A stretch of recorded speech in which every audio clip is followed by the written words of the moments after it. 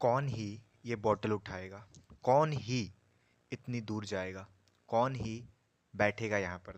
तो इन हिंदी सेंटेंसेस को कैसे आप नेचुरली इंग्लिश में एक्सप्रेस कर सकते हो, ये जानने के लिए आपको वीडियो को लास्ट तक देखना है।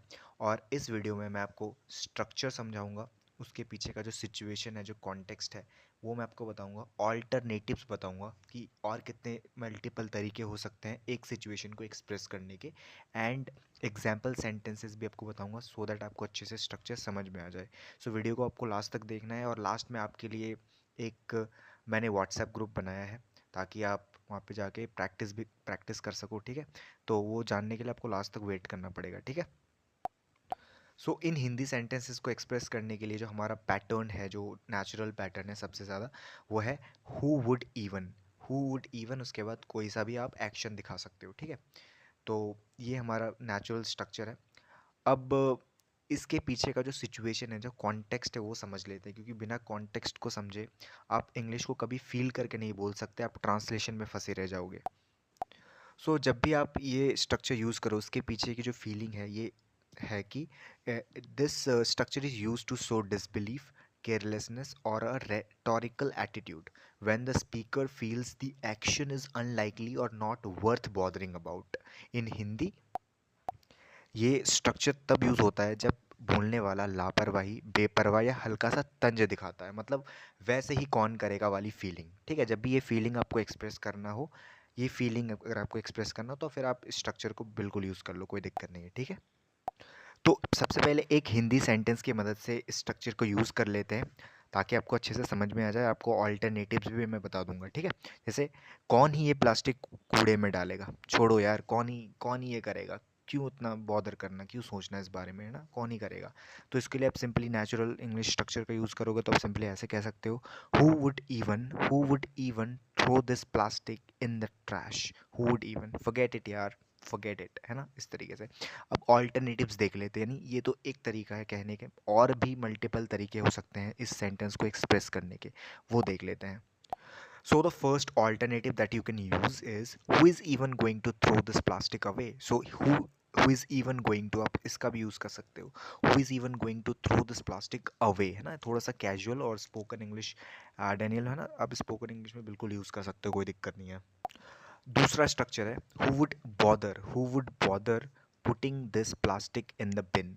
जब एफर्ट बेकार लगे, यानी जब आपको एफर्ट लगाना नहीं, मतलब आप लगाने से अवॉइड करो, है ना, तो आप कह सकते हो who would bother putting this plastic in the bin. आप बॉदर के बाद हमेशा वर्ब की आईएनजी फॉर्म, यानी एक्शन की आईएनजी फॉर्म आपको दिखाना है, कंटिन्यूअस फॉर्म दिखाना है। तीसरा alternative that you can use is no one is going to throw this plastic away anyway, है ना, तो ये थोड़ा डिजाइंड और केयरलेसनेस टोन है। So no one is going to throw this plastic away anyway, है ना।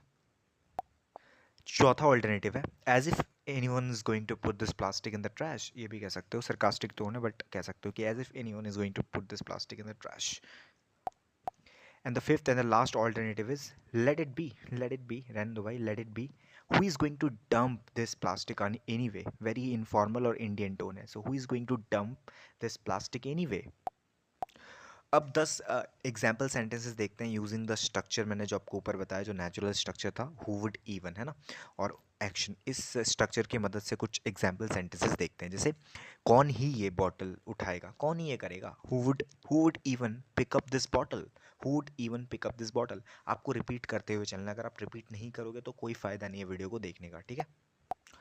दूसरा एग्जाम्पल है कौन ही इतना दूर जाएगा, कौन ही जाएगा, who would even go that far, who would even go that far.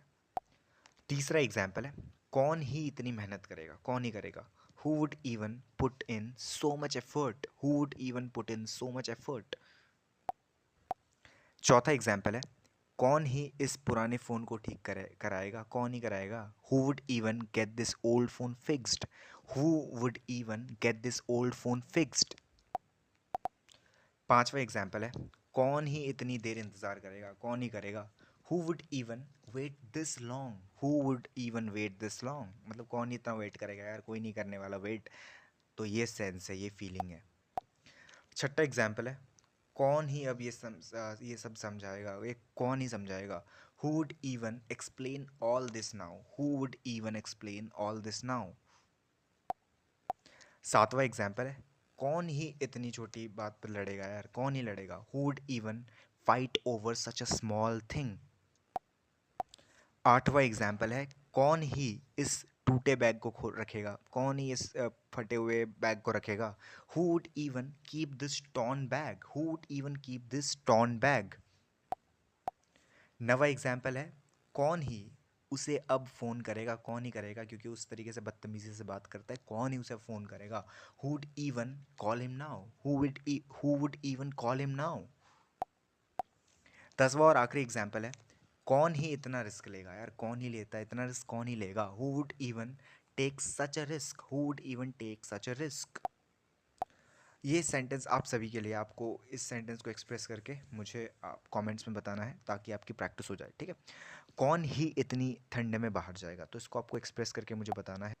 And अगर आपको इस तरीके से और स्ट्रक्चर्स प्रैक्टिस करने, तो मेरा व्हाट्सएप ग्रुप का जो लिंक है वो डिस्क्रिप्शन में है, जाओ एंड ज्वाइन कर लो और प्रैक्टिस उस ग्रुप में आओ। मैं आपको आपकी हेल्प करूँगा। बहुत सारे स्ट्रक्चर्स की प्रैक्टिस करेंगे, है ना, और आपको कुछ बोनसेस भी मैं प्रोवाइड करूँगा, लेकिन सबसे पहले आपको ज्वाइन करना पड़ेगा। सो join my WhatsApp group and improve your English. And thank you so much for watching the video. And अगर आपको वीडियो पसंद है तो वीडियो को लाइक करो, अपने दोस्तों के साथ शेयर करो, सब्सक्राइब ज़रूर करना, शेयर करना अपने दोस्तों के साथ, प्यार से कमेंट करना कि वीडियो कैसी लगी। Thank you so much for watching the video.